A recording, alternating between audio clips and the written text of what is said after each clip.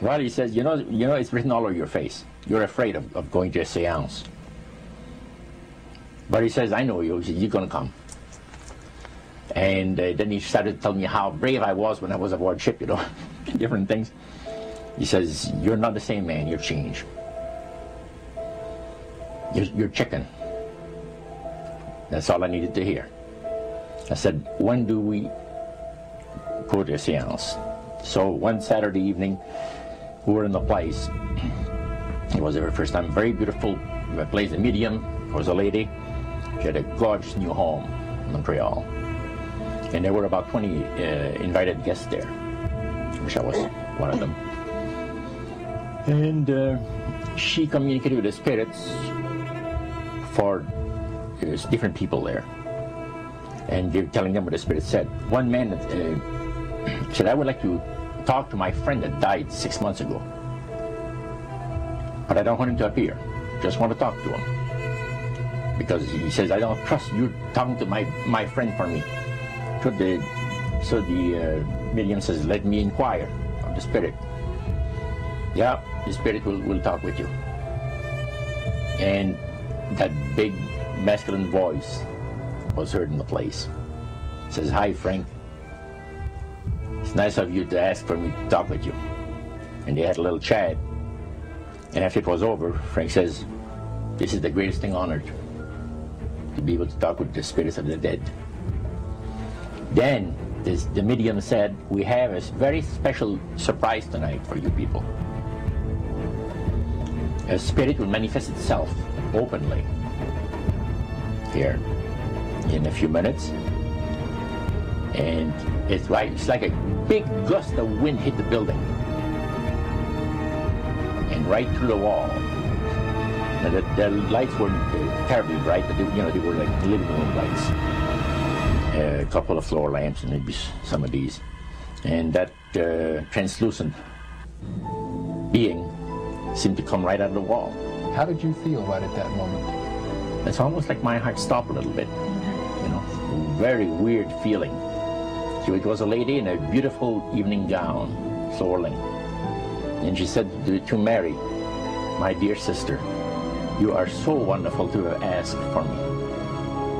And Mary fainted and fell right off her chair on the floor. And a couple of guys jumped up and picked her up, and spirit gone. And that was the beginning of it. That's how you got into it. Yeah, that's the way I got into it. After a while, you see, there's something interesting about the human mind. You can adjust an awful lot of stuff. You can adjust to a lot of things that would terrify you to begin with. After a while, they become common and ordinary. So you mean contact with the supernatural can become commonplace and ordinary and doesn't bother anybody? Yeah. In other words, the more that you do it, you're not uncomfortable. That's right. It's just not an uneasy feeling. Yeah. So how did you feel about it? Then I got into a secret society that worshiped the spirits, you see. Well, how is that different from the seance, Roger?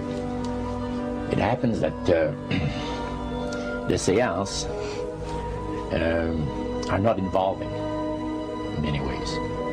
But when you get into a secret society of spirit worshippers, then, and especially when you're invited there by the direction of the higher-ups in the spirit world, you never get out of there alive. And this is exactly what my friend and I were up against. We didn't know anything about it. And there was a very, very popular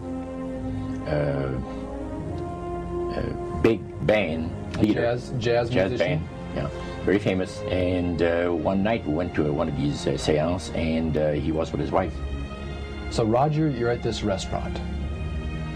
What happened? We sat there, and we had our favorite alcoholic beverages, you know. And as we talked, the band leader says, he says, I want power. I go right to the source of power. And he says, how do you think that I became famous the way that I am? Well, I said, you must have had some good luck. Well, he says, there's no such thing as good luck. He says, there's either some power working for you somewhere, or you don't get ahead in this world. Not in my type of occupation. So it went from there. We got talking about spirit worship. Did it intrigue you? Or did it make you want to find out more about what exactly he was talking about? Yeah.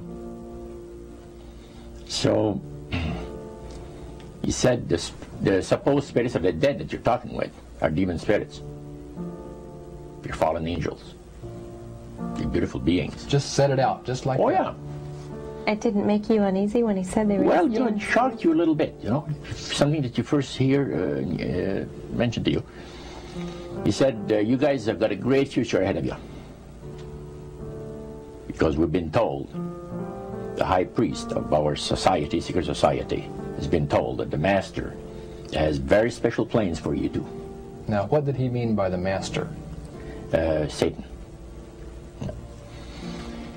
And we were interested to hear more about it. And he told us, he says, look, we worship spirits. We worship Lucifer and all his angels. They're just as beautiful as they did before they were cast out of heaven. He says there was a misunderstanding in the whole thing. He says among the inhabitants of the galaxies. And he says our master was misunderstood. And God did not bear with him like he does with people that make mistakes today. So we're in a warfare, good against evil. And we happen to be the evil ones, but we're not that bad. He says, I look at this business between the forces of good and evil. He says, you believe in one person believes in God, and everyone believes in Lucifer. It's like politics. So the great controversy is real. And you've heard someone talk about it that's on the other side. And to these people, they are sold to the fact that Christ will not return to this planet with power and great glory. He's going to abdicate all claims to the planet, because the high priest once said that Christ will abdicate all claims to the planet because he knows that it is lawfully and rightfully Satan's. And at that time, he says, so the priest says, well, now, he says, for those of you that are new, let me tell you that this is the most feasible way, he says, to please the spirits.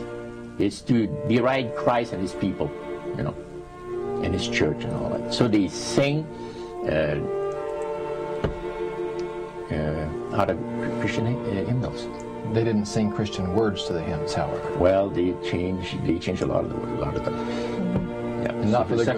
It's a form of blasphemy. Yeah. Such as you see today in the rock music world. You see the entertainers, they have these crosses. The ladies got earrings, crosses. The guys got crosses. This is a form of blasphemy, a form of deriding Christ. You see. Spirits cause the people to do that, to find pleasure in wearing this type of emblem, which is the cross is the emblem of the crucifixion of Christ to the Christians. Better to reign in hell than serve in heaven, is that it? Why not? I'm here on the ground with my nose in it since the whole thing began. I've nurtured every sensation man has been inspired to have.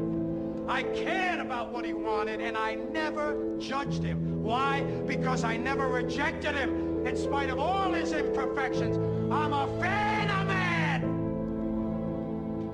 I'm a humanist. Maybe the last humanist.